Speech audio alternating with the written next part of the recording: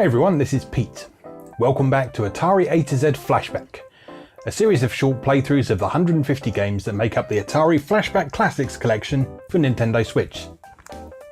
Don't forget that these games are all available on Xbox One and PlayStation 4 as well in the Atari Flashback Classics collections for those. There's just 3 separate volumes instead of the self-contained all-in-one volume that we've got on Nintendo Switch. Today's game is Crystal Castles. This came out in 1983 in the arcades and then had numerous home ports over the years as well. So there was an Atari 2600 port in 1984, there was an Atari ST port in 1986 that we may well see on the Atari ST A to Z series at some point, and there was an Atari 8-bit port in 1988, which is 2 years after the ST port, which is quite unusual. The 8-bit port is actually the version I have the most experience with because I grew up with that, and then I later became familiar with the arcade version after that. So, this is a noteworthy game for a few reasons. First of all, it's one of the first ever games that had an actual ending. So, most arcade games of the time had a kill screen, so you got your score to a certain point and you just couldn't go any further. In a lot of cases the game would crash completely, or perhaps you just wouldn't be able to increase your score anymore. It's quite a famous story of things like Pac-Man and Donkey Kong, getting to the kill screen on those, just continually cycling around the game until you can't go any further. But Crystal Castles had a definite ending. You could finish it. You could finish these 37 screens and get a congratulatory message and a short end sequence, which was cool. It's also noteworthy for a less positive reason. So the main character of this game is called Bentley Bear. Originally he was known as Braveheart Bear, but for some reason advocates for Native American rights decided that this was offensive, and so they had to rename him to Bentley Bear instead. As you can see, some things never change. Anyway, enough of that. Let's go play Crystal Castles. Okay, here we go. Crystal Castles. And yeah, a few interesting things about this game you'll see right from the beginning. You can actually see my initials rendered in 3D on this first level, which is very exciting. I've already forgotten the name of the projection that this game uses. It's not isometric. So, you know, what I'm going to do, in the interests of education, I'm just going to quickly go and look up exactly what it's called, just so I don't get anyone in the comments going, you don't know what you're talking about. So I will prove I know what I'm talking about by looking it up on Wikipedia. No, that's Crystal Castles, the band. Crystal Castles video game. There we go. Okay, so rather than being an isometric projection, this is presented in a trimetric projection, which is also known as Isometric Projection, which is a type of orthographic projection used to create a pictorial drawing of an object where the lines of sight are perpendicular to the plane of projection and the object is rotated around one or more of its axes to reveal multiple sides. Yeah, okay. So if you're interested in mathematical things, the isometric projection is the most common form in engineering drawing. And apparently the direction of viewing is such that the 3 axes of space appear equally foreshortened and there is a common angle of 120 degrees between them. Crystal Castles uses trimetric projection though, which according to Wikipedia, that ever reliable source, says that the direction of viewing is such that all of the 3 axes of space appear unequally foreshortened. The scale along each of the 3 axes and the angles among them are determined separately as dictated by the angle of viewing. I don't really know what any of that means. But if any of you have any understanding of maths, then you might. So I hope you've learned something today. Anyway, Crystal Castles is basically trimetric Pac-Man, if you will. Originally controlled with a trackball in the arcades. Here on the Nintendo Switch version of Atari Flashback Classics, you can use either the D-pad to move Bentley Bear at a vaguely controllable speed, or you can use the analog stick to move at a largely uncontrollable speed.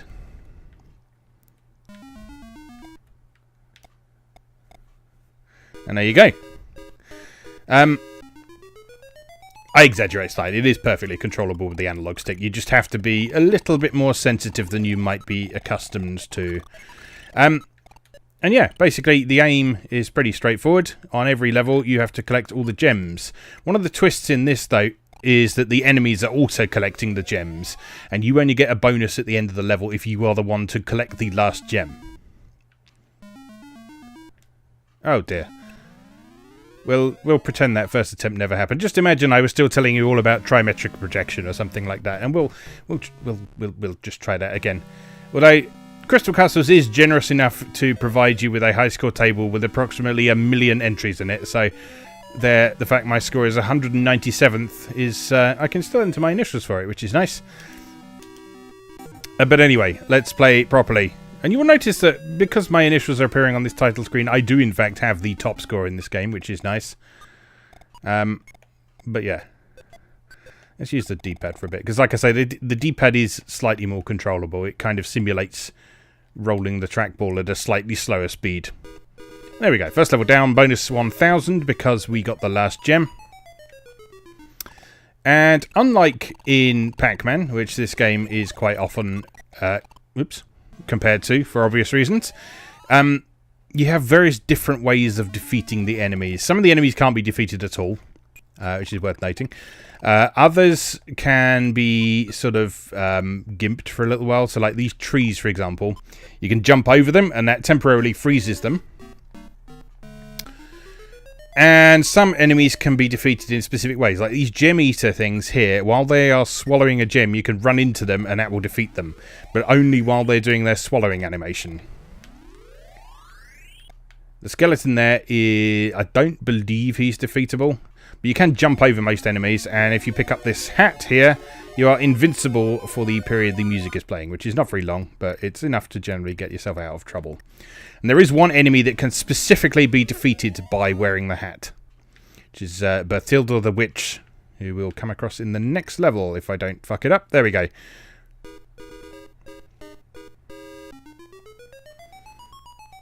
Here we are. So here's Berthilda's castle. And Berthilda is down there in the bottom right corner. So we can grab the hat and kill her and get 3,000 points for that, which is nice. Oops, and then I can die. Because I suck at this game, apparently. It's not an easy game, to be fair. The fact that it moves so quickly is what makes it very challenging. But it's very addictive. This is a game that I played a fair bit on the Atari 8-bit.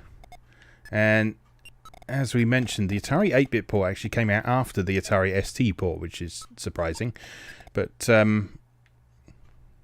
yeah, I had the Atari ST port as well and enjoyed that too.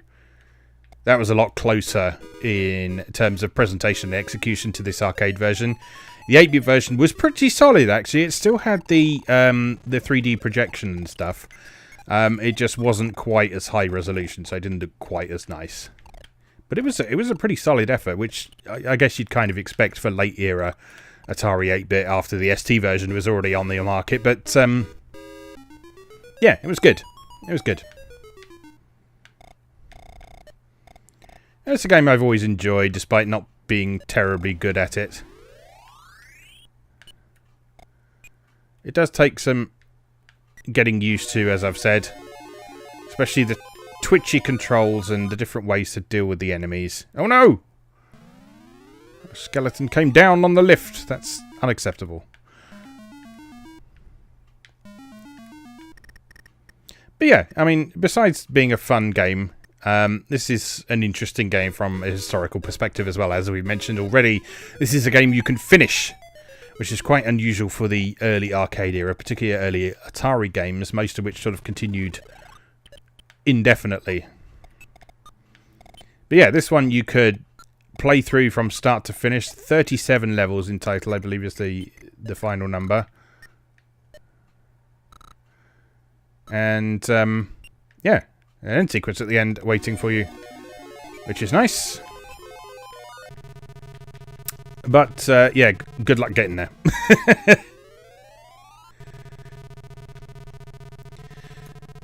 So the game is split into several levels, each of which consists of several stages. So you notice that, here we are. So now we've finished Berthilda's castle. That finishes level 1. So that will take us up a level like this and then all the way back across here to start the first stage of level 2. And the game continues to progress like that. So you work your way through several stages up until you reach Berthilda's castle. You beat Berthilda's castle and then it takes you to the start of the next level. Now, over time, you'll start to see repeats of certain stages, but slightly harder. So, the further you go, you'll see this hidden ramp stage several times, but the enemies might be moving faster. Or that swarm of bees might come down more quickly, or you might have different hazards to deal with in some ways. But, yeah, so it does get harder as you progress through the game.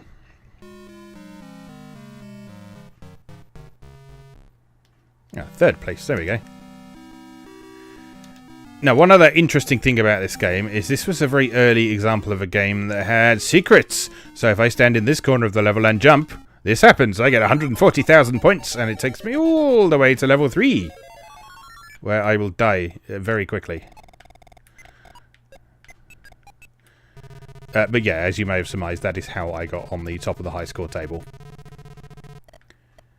I don't know if this was the first example. No, it can't be, because surely Black Widow came out before this. But yeah, this is certainly probably a pretty early example of an Atari arcade game allowing you to start a bit later in the game and it actually rewarding you for doing that.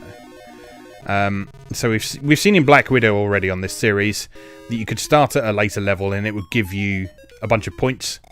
Often it wasn't quite as many points as you would get. Oh my god, they're going really fast now. Often it wouldn't be quite as many points as you would get if you just played through those levels manually. But it would allow you to skip the early levels that maybe you found a bit boring or beneath you or whatever. So,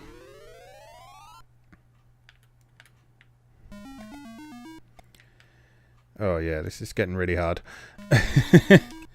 I've not actually seen this level before. It's previous attempts at level 3, I haven't managed to get past that first hidden ramp stage. So yeah, this is virgin territory for me. So we're probably going to get a new high score at this rate. There we go.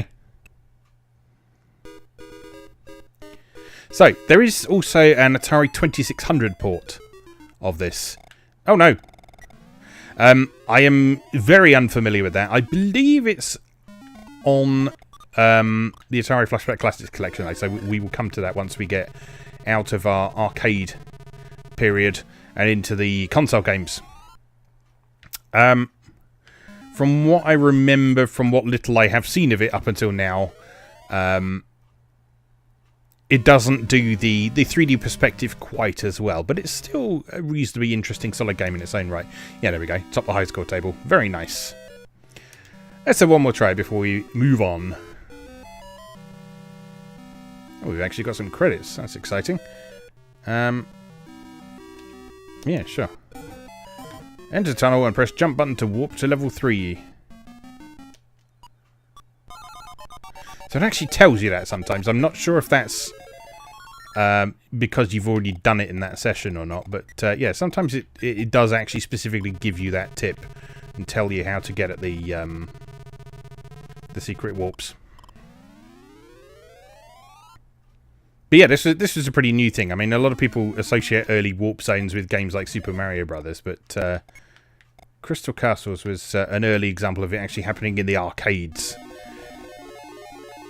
And not in the same way as other early Atari arcade games where you just select a level.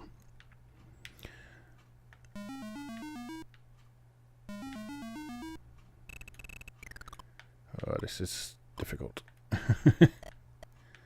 But if you can get into a situation where all the enemies are on a different physical level of the stage to you, then yeah, you can certainly make your life a little bit easier.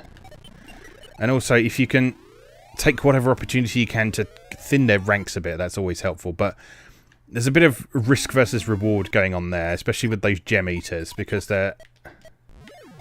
you got to time it perfectly, and the further you go in the game, the faster they get, and so the faster that animation is, and so the shorter the window you've got to actually defeat them.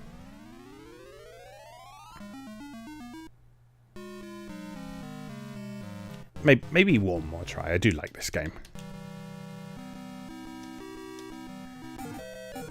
Let's just play through normally this time without taking the warp for our very last attempt.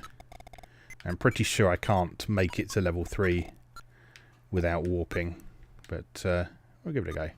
You can also warp to level 2 by going into that door there and jumping in the same way. You don't get as many points for doing that, but it is an alternative thing you can do, should you so desire. A honeypot there as well. Besides it just giving you points, it also delays when that swarm of bees enemy appears as well. So if you can collect that, they're less likely to come and get you. There's no one likes bees. Bees! Alright, you can die. We'll run down here. Yeah, I've always liked this game. I mean, the presentation's really nice. I really like that 3D look, and you can tell it's a little bit different from the isometric perspective that we saw in a lot of other games, because it just has a slightly different feel to it. And whether you understand the details of what foreshortening means, and no, go away. Ow.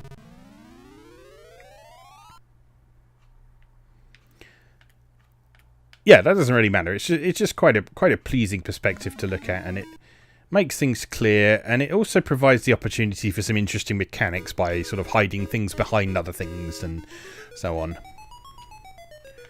And so we're used to sort of 3D rotatable 3D cameras and stuff these days, but we do still get examples of a 3D perspective being used to actually conceal details from us.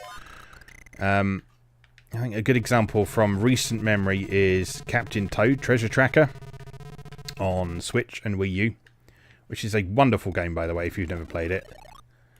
Oh, no. Yeah, that is a fantastic game that makes really nice use of the 3D perspective to conceal things from you. Of course, in that game, you can actually rotate the 3D perspective in order to see those things that are concealed from you, but you actually have to make that decision specifically to do that.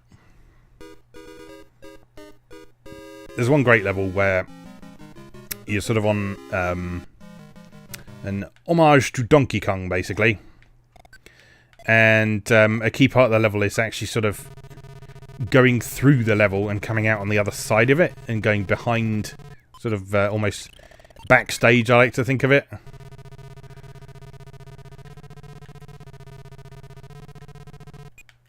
Oh no. Well, that's that. Okay, anyway, so that is Crystal Castles. This is an Atari game that I really like. I do come back to this one quite often, yeah, it's one that's still worth playing today. Once you can get your head around the twitchy controls anyway, or your fingers around the twitchy controls, I should probably say. But yeah, good fun. Crystal Castles. As always, thank you very much for watching, and I'll see you again next time. Thanks for watching. If you enjoyed this video, please help out the channel by leaving a like or a comment and subscribing. New episodes of Atari A to Z are on Tuesdays and Atari ST A to Z on Thursdays. Check out atariatoz.wordpress.com for a full archive. Do please also check out my other projects moegamer.net, where I explore Japanese and Japanese-inspired games from yesterday and today, and videopackgames.wordpress.com, which aims to catalogue a small but well-formed library of the Philips G7000 Videopack computer, also known as the Magnavox Odyssey 2. You can also support my work on Patreon or buy me a coffee. You can find links to do both down in the video description. Thanks again, and I'll see you next time.